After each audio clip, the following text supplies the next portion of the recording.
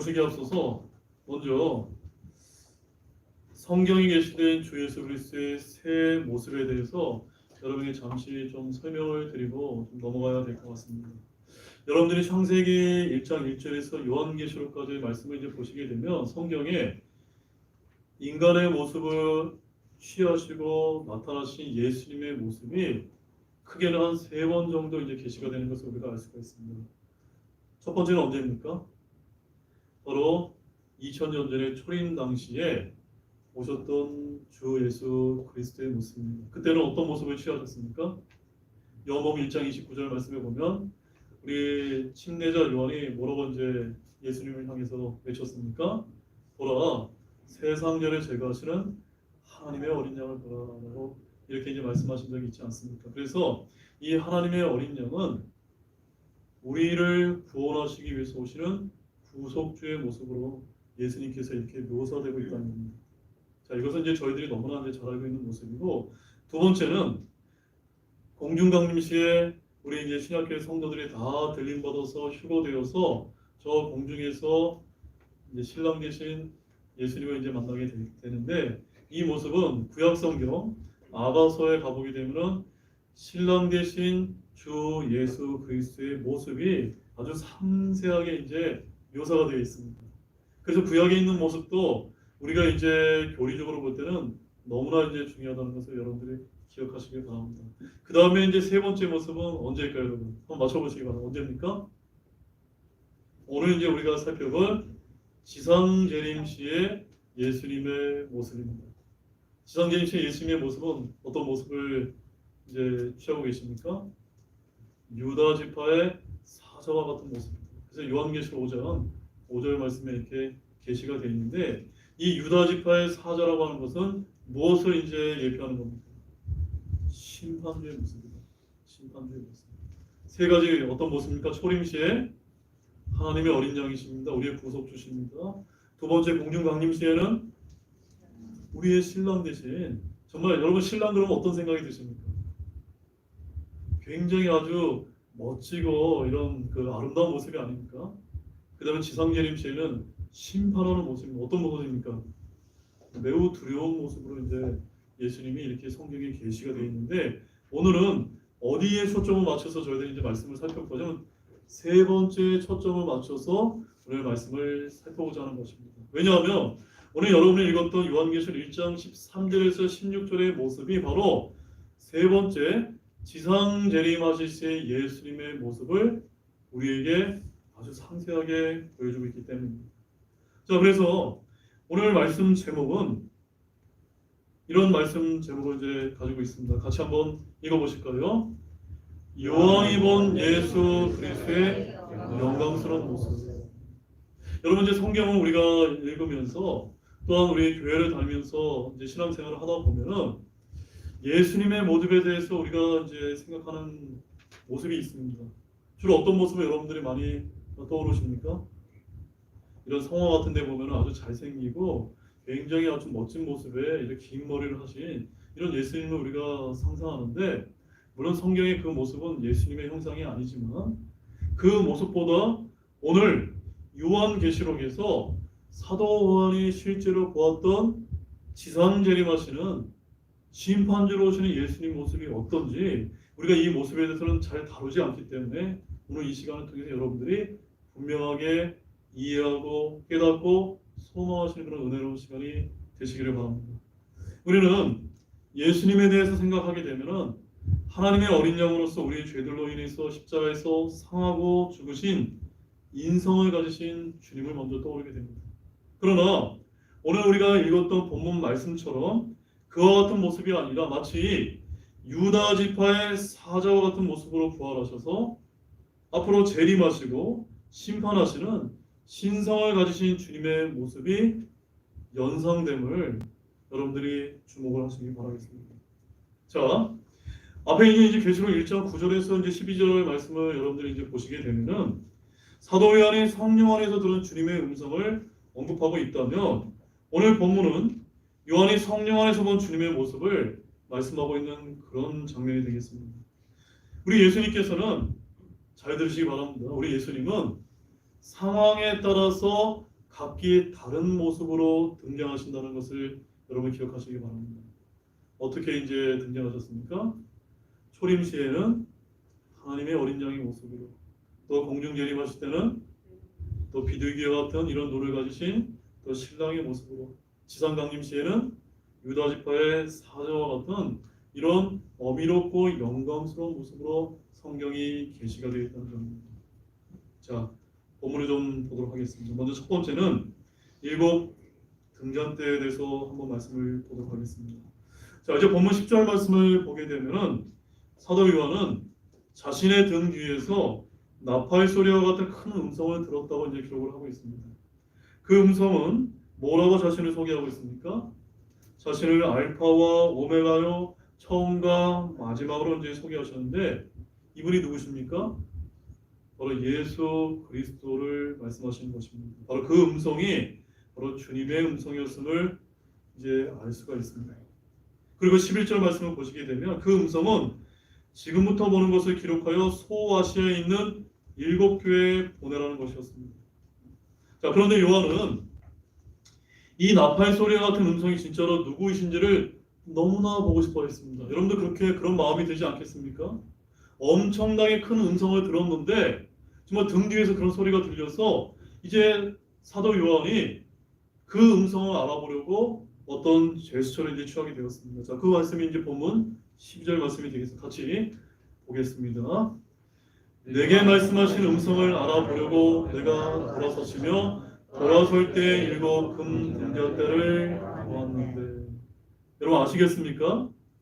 등 뒤에서 어떤 큰 주님의 음성이 이제 들렸는데 사도 요한이 그 음성을 너무너무나 간절히 사모해서 그 음성을 알아보려고 이제 등을 돌렸고, 등을 돌렸더니 그 사도 요한의 눈에 먼저 들어온 것이 무엇이었다고 여기서 이제 알려주고 있습니까? 네, 맞습니다. 7 금 등잔대가 그의 눈에 먼저 들어왔다는 것입니다. 여러분, 여기 이제 계시록에 게시된 7 금 등잔대가 무엇을 뜻할까요? 무엇입니까? 이에 대해서 이제 여러 가지 이제 해석이 있을 수 있지만 성경은 성경 스스로 해석한다는 것을 여러분들 아시기 바랍니다. 성경은 무엇으로 푼다고요? 성경으로 풀어야 된다는 겁니다. 자, 계시록 1장 20절 말씀에 이런 말씀이 기록되어 있습니다. 내가 본 7 등잔대는 7 교회니라. 등잔대가 뭐라고요? 교회라고 제 얘기가 아니라 성경이 성경으로 풀어져 있는, 이것이 성경적인 해석 방법이라는 사실입니다. 요한이 본 7 등잔대는 바로 7 교회였습니다. 여기에는 어떤 다른 해석이 필요합니까? 안 필요합니까? 필요하지 않습니다. 요한이 돌아서서 가장 먼저 본 것은 바로 교회였는데, 우리는 구약의 출애굽기에서 성수에 위치한 7가지 달린 등잔대가 있음을 여기 이제 스크린에 보게 되면은 왼쪽에 있는 이 7가지 이 등잔대가 그 출애굽했을 때 성수에 가보게 되면은 그 성수 안에 이 메노라고 하는 7가지 이 가지가 연결되어 있는 이런 등대가 있었음을 우리가 성경에서 알 수가 있습니다. 그런데 오늘 이 사도 요한이 본 7 금 등잔대는 왼쪽에서 보는 저 등잔대가 아니라 어떤 모습이었다는 겁니까?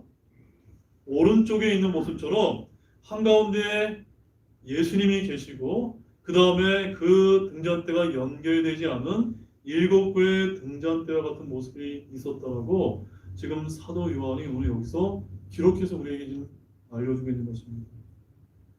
그래서 성전과 성소에 있던 등잔대는 한 개의 모든 가지가 연결되어 있었지만 오늘 보시는 이 계시록에는 7개의 등잔대가 각각 분리되어 있다는 차이점이 있다는 것을 여러분들이 아시기 바랍니다. 이해하셨습니까, 여러분? 그런데 우리는 여기서 각 교회가 주님 앞에 뭐로 이제 묘사가 되었다는 점입니까? 금 등잔대로 묘사되어 있다는 점을 반드시 기억하시길 바랍니다. 자, 이제 두 번째로는 주님의 이제 지성재림 시의 주님의 모습을 이제 우리 상세히 한번 살펴보도록 하겠습니다. 사실 어떤 사람을 볼 때 여러분은 어디부터 먼저 보십니까? 멀리서 볼 때 어떤 모습을 먼저 보시게 됩니까? 그 사람이 입고 있는 인상착의, 옷차림을 먼저 보지 않습니까? 우리 사도 요한도 마찬가지입니다. 예수님의 옷차림을 먼저 보았습니다. 그 다음에 머리 꼭대기에서 그 다음에 이제 발끝까지 이렇게 유심히 이제 보고 있는 것을 오늘 이제 이 말씀에 우리에게 이제 기록하고 있는데, 지금 요한은 자신에게 나타나신 부활하신 영광스러운 주님의 모습이 너무너무나 특별해서 그 모든 부분을 금방 다 기억할 수 있었다라고 여기서 말씀해 주고 있는 것입니다. 자, 본문 13절 말씀 함께 보시도록 하겠습니다. 그 일곱 등잔 때 한가운데 사람의 아들 같으신 분께서 발까지 내린 옷을 입고 가슴에 금띠를 두르고 계시더라. 사도 요한이 자신에게 말씀하시는 분을 보기 위해서 돌아섰더니 가장 먼저 보인 것은 무엇이었습니까? 일곱 금 등잔대였습니다. 그리고 그 한가운데 바로 부활하신 예수님께서 계셨다라고 아까 우리가 그림에서 본 것처럼 그런 이제 모습을 취하고 계셨습니다. 사랑 여러분, 교회 주인은 누구십니까? 예수님이십니다. 목사도 집사도 그 누구도 교회 중심이 아닙니다. 오직 교회의 머리이신 그리스도만이 교회 한 가운데 계시함을 우리 이 말씀이 우리에게 나타내 보여주는 것입니다. 그리고 그 일곱 등잔대 한가운데 사람의 아들 같으신 분께서 어떤 옷을 입으셨습니까? 발까지 내려오신 옷을 입고 가슴에 금띠를 들고 계신 모습이 사도 요한의 눈에 제일 먼저 이제 들어왔다고 이제 표현을 하고 있는 것입니다. 요한은 일곱 등잔대 한가운데 사람의 아들 같으신 분을 보았습니다. 그분은 전에 죽으셨다가 지금 살아계신 예수 그리스도셨습니다. 사도 요한은 십자가에서 죽으셨던 예수님의 영을 본 것이 아니라 부활하신 예수님의 몸과 실체와 실물을 실제로 보았던 것이고 그것을 기록하였던 것입니다. 그런데 하늘에 계신 예수님의 모습은 어떤 모습을 취하고 계셨습니까?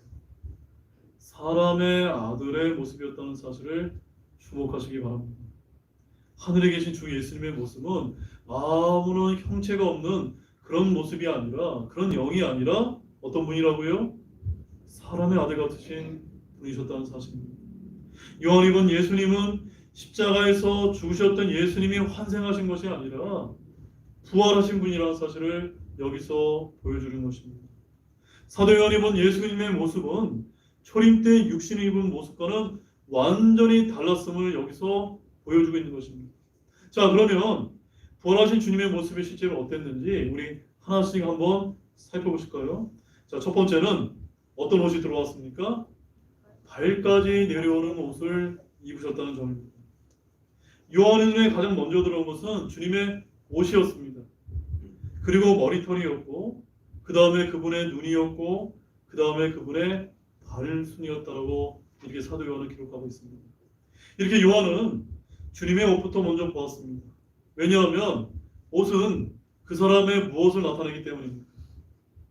그 사람의 신분과 지위를 이제 나타내기 때문입니다. 물론 이제 오늘날 우리가 살고 있는 이 시대에는 뭐 그런 차이가 그렇게 이제 드러나지 않지만 옛날 같은 경우는 이런 왕이나 이런 귀족들을 보게 되면은 그 옷을 보게 되면 그 사람의 신분과 위치를 너무나 이제 확연히 알 수가 있었던 것입니다. 따라서 오늘 이 계시록에서 사도 요한이 먼저 봤던 그 예수님의 입으신 옷은 어떤 옷을 입으셨습니까?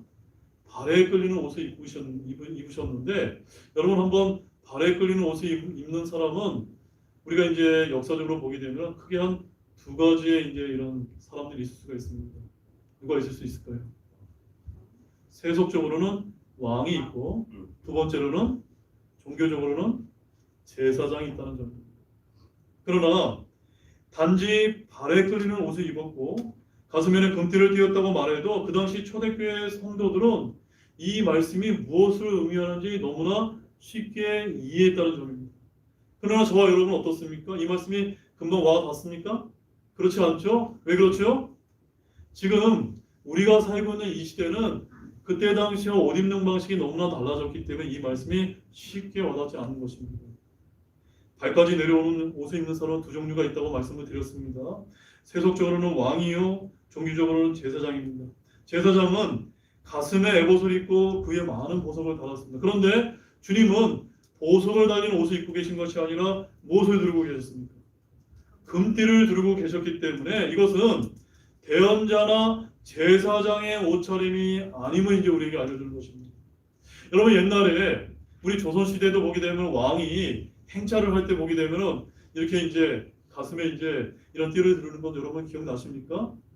마찬가지로 지금 이 모습은 가슴에 금띠를 띈 모습은 왕은 왕인데 어떤 큰 전쟁이나 행사에서 행차하려고 나타나는 왕의 모습을 취하고 있다고 우리는 그렇게 볼 수가 있는 것입니다.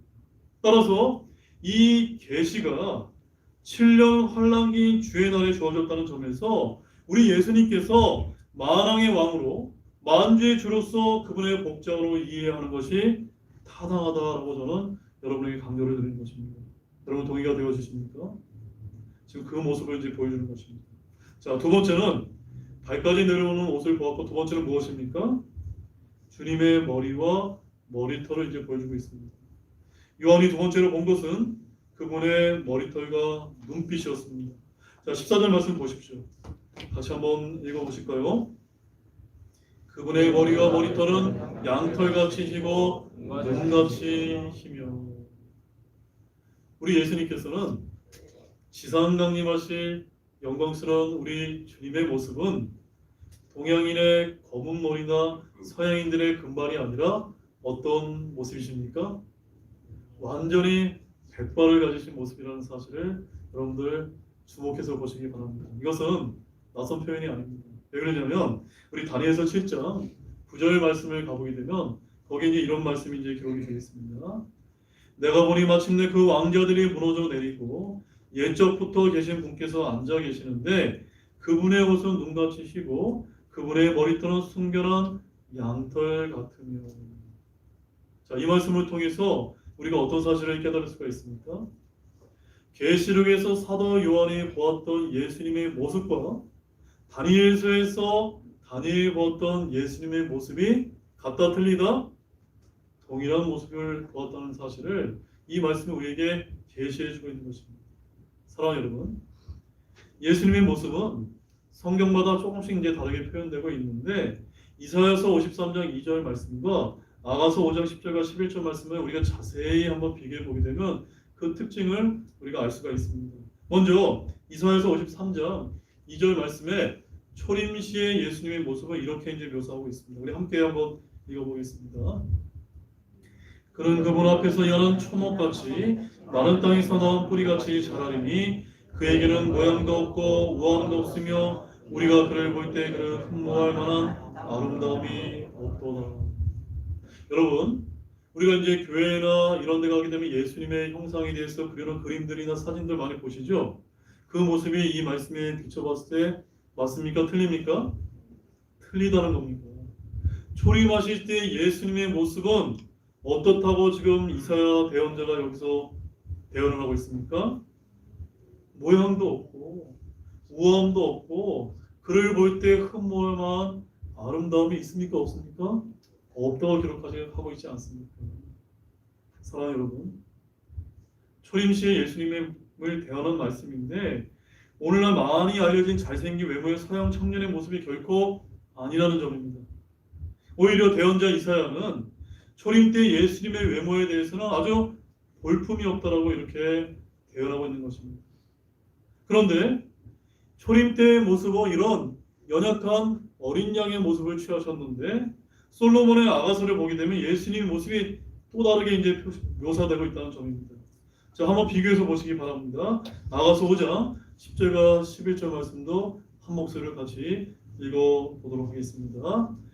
나의 사랑하는 이는 희고 불그스레하니 만명 가운데 가장 뛰어나시는 거다. 그분의 머리는 가장 좋은 정금 같으며 그분의 머리치는 숱이 많고 까마귀 같이 검도다.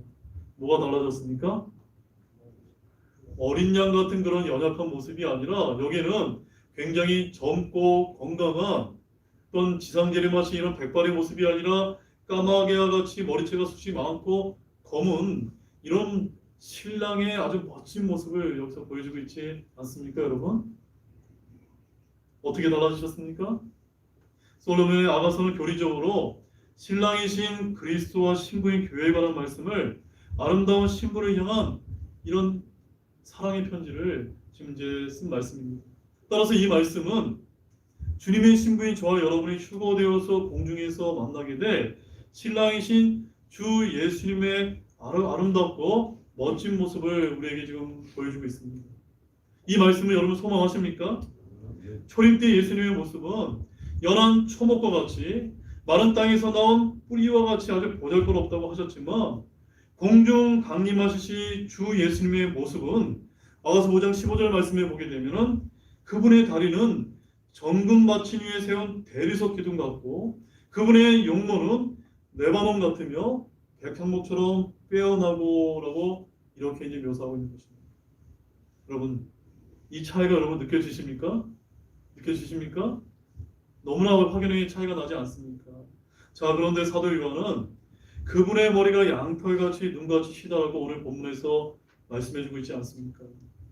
이것은 예수님께서 첫 번째 초림했을 때, 두 번째 부활하시고 공중강림하셨을 때의 모습과 세 번째 지상재림하셔서 하늘에서 영광을 받으신 그 예수님의 모습이 각기 다른 모습을 취하고 있다고 성경은 우리에게 알려주고 있는 것입니다. 이제 그 차이가 각각 여러분 구별이 되셨습니까? 그런데 오늘 본문에서 예를 들어서 예수님께서 아주 백발 같은 흰 머리를 취하셨다는 것은 우리가 지금 무엇을 이제 알 수가 있냐면 여러분 저 영국이라고 하는 이런 나라에 가보게 되면 재판관들이 머리에 뭘 쓰는지 아십니까? 뭘 씁니까? 흰색 가발을 이제 쓴 모습을 여러분 보신 적이 있습니까? 바로 이것은 뭘 뜻하는 거냐면 흰 가발이 바로 재판장이신 심판자의 모습을 상징하고 있는 것입니다. 아무리 젊은 법관이라 하더라도 재판을 할 때는 흰 가발을 써야만 되는 것입니다. 그것은 바로 재판의 공정성을 상징하기 때문입니다. 그런 의미 때문에 주님의 머리털이 흰 모습으로 나타났는지는 우리 자세히 알 수는 없지만 그것이 맞다면 일곱 교회를 바라보시는 주 예수님의 모습은 마치 심판석에 앉아있는 어떤 모습인 겁니까? 재판장의 모습인 것을 오늘 사도 요한이 우리에게 알려주고 있다는 사실을 여러분 분명히 아시기를 바랍니다. 자, 이제 세 번째는 주님의 눈을 보았습니다. 자, 14절 말씀을 한번 읽어보십시오. 그분의 눈은 불꽃 같고 머리는 백발입니다. 그분의 눈은 어떻다고요? 불꽃 같다. 여러분 불꽃 같은 이런 눈을 보신 적이 있습니까? 부활하신 예수님의 두 눈은 비둘기 눈처럼 맑고 깨끗했습니다. 신약 성도는 들림받아 공중에서 주님을 만나게 될 텐데 신부인 우리는 신랑 되신 그분의 두 눈이 비둘기의 눈처럼 사랑스러운 모습을 보게 될 것입니다. 그래서 아까 제가 공중강림 시의 사랑의 편지인 아가서 말씀을 보게 되면 아가서 5장 12절 말씀에서는 예수님의 눈이 이제 어떻다고 이제 표현하고 있냐면 그분의 눈은 물 마른 강가에 사는 비둘기의 눈 같아서라고 이렇게 표현하고 있습니다. 비둘기의 눈은 어떤 눈입니까? 사랑스러운 우리 신랑의 이런 눈이십니다. 그러나 지상 강림하실 때 예수님의 두 눈은 어떤 눈이십니까? 불꽃 같은 눈을 취하시고 계시다고 지금 사도 요한이 우리에게 알려주고 있는 것입니다. 여러분 눈앞에 이런 불꽃 같은 주님의 눈을 본다면 여러분 어떤 첫인상을 갖게 될까요? 그럼 어떤 인상을 갖게 되실까요? 아마 대부분은 두려움을 느끼지 않을까요, 여러분? 맞습니까, 여러분? 왜냐하면 이는 지상재림 시에 심판하시는 주님의 모습이기 때문인 것입니다. 즉 바로 심판하시는 불꽃 같은 눈을 의미합니다. 눈이 불꽃 같다는 것은 그분 앞에 어떠한 거짓도 통하지 않는다는 말씀을 우리에게 알려주고 있는 것입니다. 자, 이제 네 번째는 주님의 발을 이제 묘사하고 있습니다. 15절 말씀 보겠습니다. 그분의 발은 용광로에서 달군 듯한 정제된 놋 같으며, 여러분 용광로에서 달군 정제된 놋을 한번 상상해 보시기 바랍니다. 상상이 되십니까? 이것이 주님의 신발 모양이 아니라면 맨몸의 두 발의 모습이라면 그분의 발이 어떨지 여러분 상상해 가십니까? 그분의 두 발은 용광로에서 달고 듯한 정제된 녹 같다고 이제 말씀하고 계십니다. 그런데 이 말씀이 역시 구약의 다니엘서를 가보게 되면 똑같은 모습이 이제 계시가 되어 있는데 다니엘서 10장 5절과 6절 말씀을 함께 우리 읽어보도록 하겠습니다. 그때 내가 눈을 들어 바라보니 보라 어떤 사람이 아마 옷을 입었고 그의 허리에는 우바스의 정금로 띠가 걸렸더라. 그의 몸은 또한 녹주석 같고 그의 얼굴은 번개 모양 같으며 그의 눈은 등불 같고 그의 팔과 발의 색깔은 연만 녹 같으며 그의 말씀은 한 무리의 소리 같더라. 여러분들이 이 계시록에 있는 말씀을 읽을 때마다 짝이 되는 다니엘서에 있는 말씀을 함께 보셔야만 됩니다. 왜냐하면 계시록에서 일부분 묘사하는 것이 다니엘서에 있는 모습으로 이렇게 연결해서 보게 되면 하나의 퍼즐이 이제 맞춰지는 것을 우리가 알 수 있기 때문입니다. 따라서 우리가 다니엘서를 구약의 요한계시로 부르는 이유는 이와 같이 동일한 것을 계시하고 있기 때문입니다. 사도 요한은 다니엘이 보았던 주님을 보았던 것입니다. 우리는 여기서 영광스러운 몸이 어떤 몸인지를 쉽게 우리가 이해할 수가 있습니다. 지금 우리의 몸은 무엇으로 이제 만들어졌습니까? 하나님께서 흙으로 만드셨기 때문에 우리가 이제 죽어서는 썩어 없어지는 그런 육신이 될 것입니다. 그러나 영광스러운 부활의 몸은 무엇과 같습니까? 이 말씀에 의하면 녹주석과 같다라고 이렇게 표현하고 있습니다. 팔과 발의 색깔 역시 연마한 녹과 같습니다. 주님의 발이 영광에서 달군 듯한 정제된 녹과 같다고 했으니 저와 여러분 역시도 휴거가 되어서 들림받아서 신랑이신 주 예수님을 만나게 될 때 정확하게 우리도 그 예수님의 모습과 같은 모습을 취하게 될 것을 믿으시기 바랍니다. 요한일서 3장 2절 말씀에 이런 말씀이 이제 기록이 되어 있습니다. 사랑하는 자들아, 이제 우리는 하나님의 아들들이니라. 우리가 앞으로 어떻게 될지는 아직 나타나지 아니하였으나 그분께서 나타나시면 우리가 그분과 같게 될 줄 아노니 이는 우리가 그분께서 계신 그대로 볼 것이기 때문이다. 그분께서 나타나시면 이때가 언제를 가리킵니까?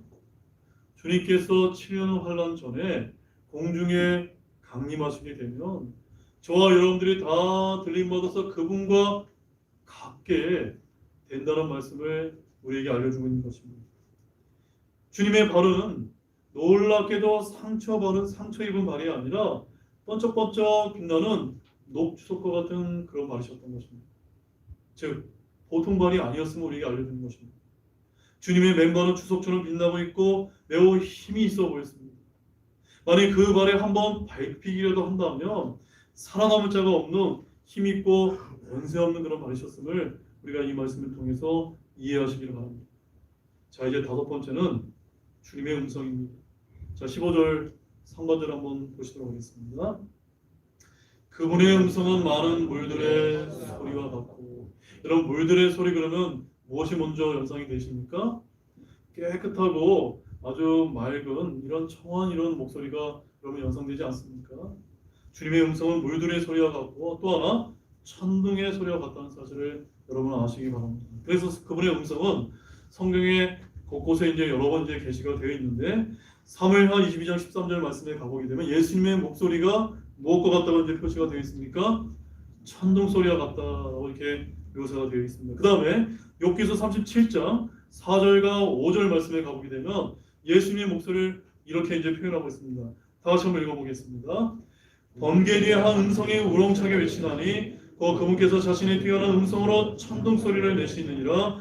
그분의 음성이 들릴 때에 그분께서 그것들을 멈추게 하지 아니하시리라. 하나님께서는 자신의 음성으로 놀랍게 천둥 소리를 내시고 우리가 이해할 수 없는 큰 일들을 행하시나니. 이렇게 주님의 음성은 많은 물들의 소리와 같을 뿐만이 아니라 천둥 소리와 같은 소리를 내신다는 사실을 여러분 아시기 바랍니다. 그래서 욥기서 40장 9절 말씀에서도 내가 하나님같이 음성으로 천둥 소리를 낼 수 있느냐라고 이렇게 이제 하나님께서 욥에게 말씀하셨던 것입니다. 이처럼 우리 주님께서는 천둥 소리를 내십니다. 그런데 시편 29편 3절 말씀을 가보게 되면 여기 아주 이제 특이한 말씀이 이제 있습니다. 같이 한번 이 말씀도 보겠습니다. 주의 음성이 물들 위에 있도다. 영광의 하나님께서 천둥 소리를 내시나니 주께서 많은 물들 위에 계시는도다. 자, 이 말씀이 왜 이런 말씀을 하셨을까요? 여러분, 지금 우리가 보는 이 하늘은, 눈에 보이는 하늘은 첫째 하늘이고, 그 다음에 저 첫째 하늘 넘에 또 어떤 하늘이 있습니까? 우주 공간이 둘째 하늘이 있습니다. 그 다음에 둘째 하늘과 저 우리가 가게 된 이제 셋째 하늘 사이에는 무엇이 있습니까?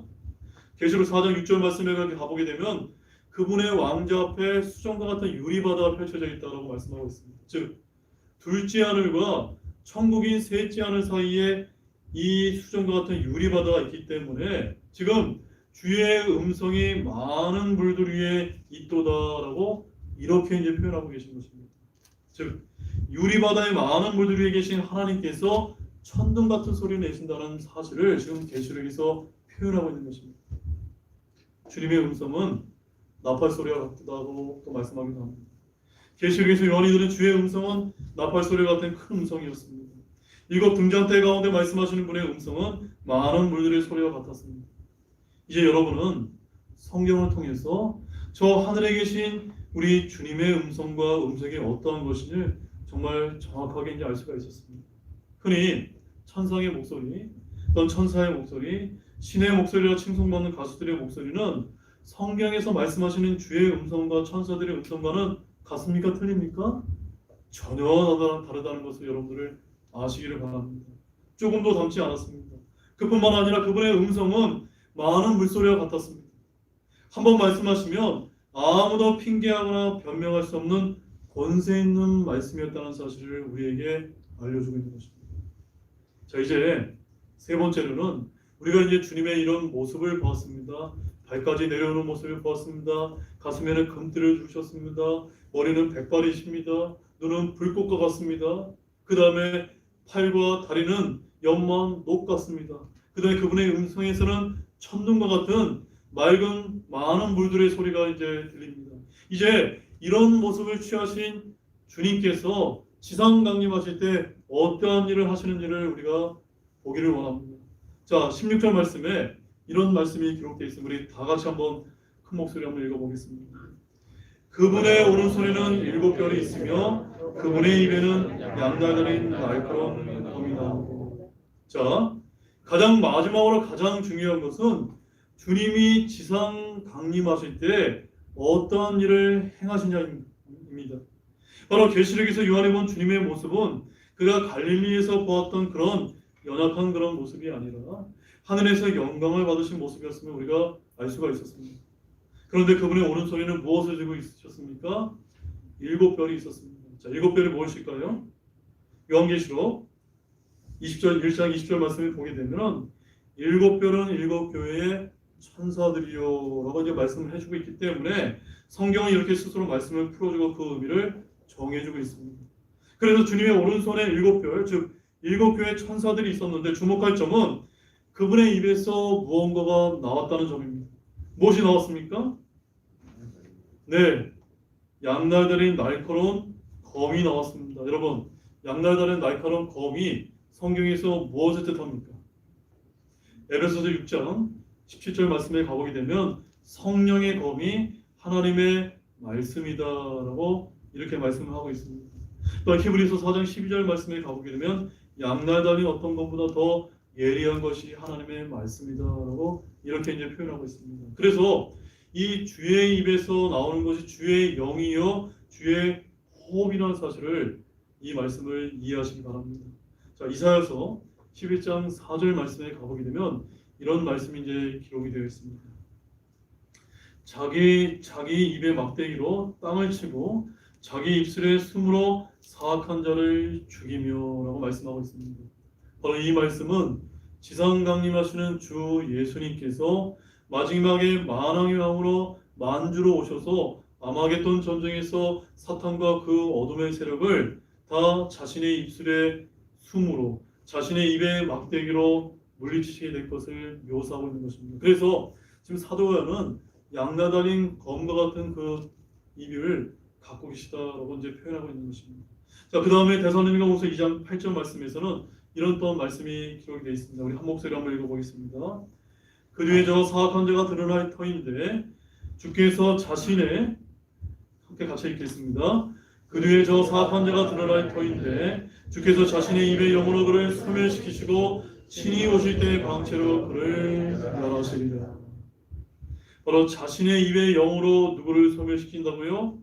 저 사악한 자, 저 그리스도를 소멸시키게 될 것이다 라고 말씀을 하고 계십니다. 바로 사도 요한이 본 주님의 모습은 입에서 나오는 양나들의 날카로운 검이 바로 심판하시는 바로 주의 말씀, 주의 호흡이었다는 것을 우리에게 묘사한 것입니다.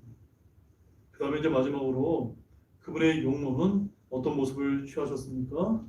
바로 해가 힘차게 빛나는 것 같더라라고 이렇게 이제 묘사하고 있습니다.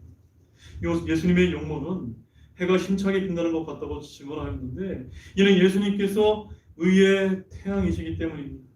요한은 7 등장대 가운데 계신 주님의 용모까지 본 그대로 증언하였는데 이 모습은 에스겔서를 보게 되면 똑같은 모습이 게시가 되는데 마지막으로 에스겔서 1장 27절과 28절 말씀만 읽고 이제 정리하도록 하겠습니다. 함께 또 한번 읽어보도록 하겠습니다. 또 내가 보니 그분의 허리 모양으로부터 위는 마치 속에서 사방으로 불타는 불의 모양과 같았고 호박색과도 같았으며 내가 보니 그분의 허리 모양으로부터 아래는 마치 불의 모양 같았고 그것이 사방의 광채를 가지고 있더라. 사방으로 펼친 그 광채의 모양은 마치 비오는 날 구름 속에 있는 무지개 모양 같았는데 이것은 주의 영광의 모습을 가진 모양이더라.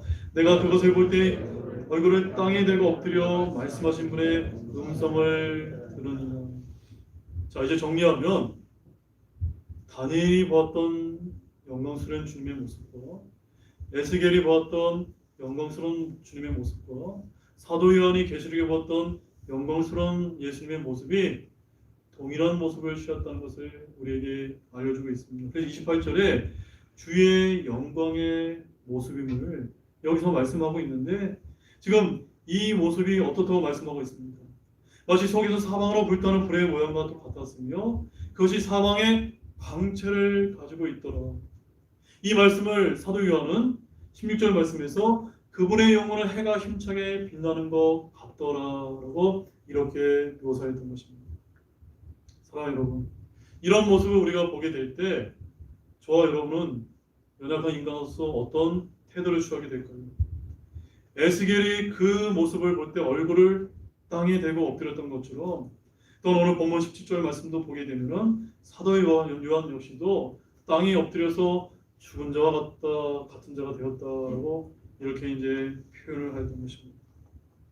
이제 결론을 맺겠습니다. 사랑하는 형제자매 여러분, 오늘 우리는 이 계시록에 있는 말씀을 통해서 사도 요한이 본 지상 예림시의 영광스러운 주님의 모습을 살펴보았습니다. 여러분 이제 이 모습이 이제 머릿속에 잘 연상이 되십니까? 오늘 말씀에서 여러분은 어떤 주님의 모습을 가장 많이 떠올리셨습니까? 어린 양의 모습입니까? 신랑의 모습입니까? 심판하시는 유다 지파의 사자와 같은 모습이셨습니까? 바로 유다 지파의 사자와 같은 그런 심판주의 모습이 아니었습니까? 여러분, 때가 바꿨습니다. 지금은 하나님의 어린 양으로서 예수님을 받아들이기만 하면은 은혜로 구원해 주시지만 또한 교회가 들림받고 7년 환란기가 다 지나면 주님께서 때가 되어 이 땅의 모든 어둠의 세력을 심판하기 위해서 왕으로서 이 땅에 재림하게 되실 것입니다. 그날은 우리 신약 성도에게는 복된 소망이 되겠지만 이 땅에 남겨진 자들에게는 영원한 멸망이 되신다는 사실을 여러분 굳게 믿으시기 바랍니다. 따라서 오늘 우리에게 말씀한 이 영광스러운 주님의 모습을 잘 간직하시고 기억하시기를 바랍니다. 그러면 여러분들이 이제 공중에 들림받고 이제 함께 하늘의 군대에 속해서 영광스럽게 재림하시는 주님의 모습을 여러분들이 이제 기억하시면서 그 날을 함께 하시는 모든 분들이 되시기를 우리 예수 그리스도의 이름으로 축원드립니다. 우리 다 같이 일어나시겠습니다.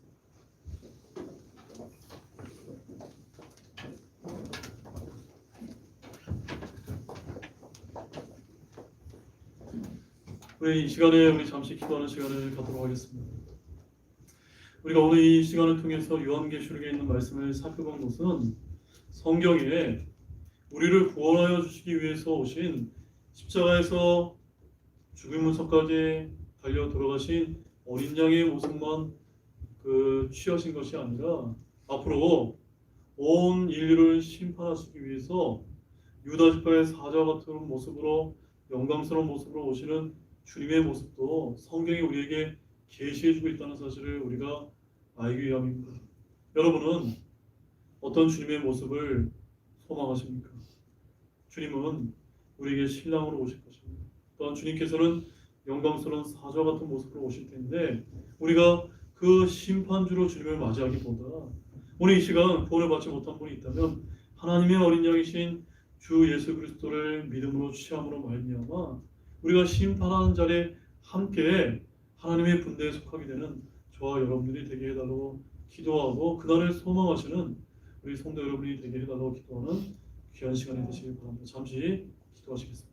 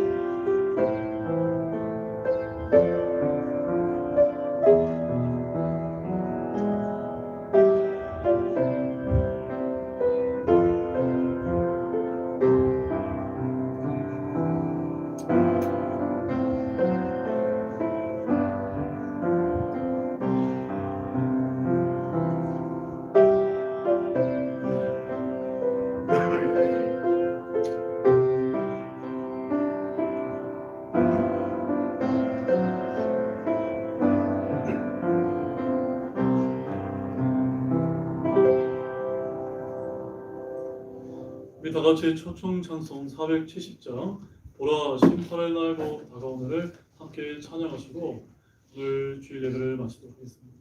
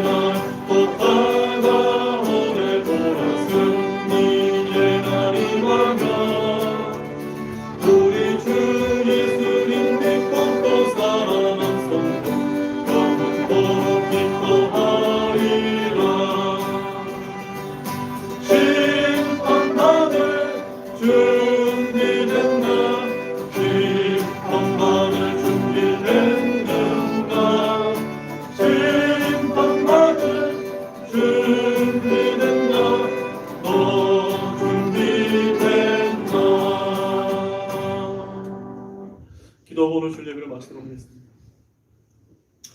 하나님 아버지, 정말로 감사를 드립니다.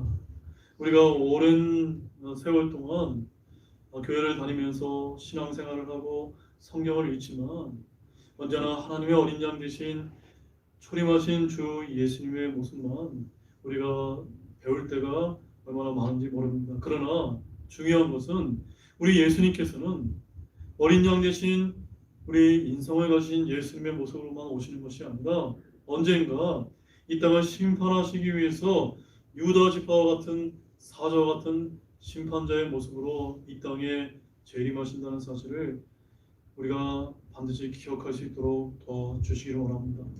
이 세상에 살아가는 사람들은 다시 오실 우리 만왕의 왕이여 만주해 주신 우리 예수님의 재림을 믿지도 않을 뿐만 아니라 소망하지도 않기 때문에 이 세상에서 불법을 저지르면서 이 땅에서 지상낙원을 꿈꾸면서 정말 하나님을 믿지 않고 이렇게 살아가지만 하나님께서 우리에게 믿음을 허락해 주셔서 우리는 정말 재림하시는 주님을 소망하는 그런 성도들로 불러주심에 너무나 감사를 드립니다. 이제 주님의 그 때가 얼마 남지 않았다고 하나님께서 우리에게 말씀하셨습니다. 이 얼마 안 남은 이때 이 영광스럽게 재림하시는 주님을 우리가 기억하면서 남은 이때 더욱더 복음을 전하고 진리의 말씀을 선포할 수 있는 그런 귀한 우리 형제 자매님이 될 수 있도록 은혜를 베풀어 주시길 원합니다. 또한 한 주간의 삶도 주님께서 건강하게 모두 지켜주시길 원하며 이 모든 말씀 우리를 구원하여 주신 예수님의 이름으로 간절히 기도를 드렸습니다.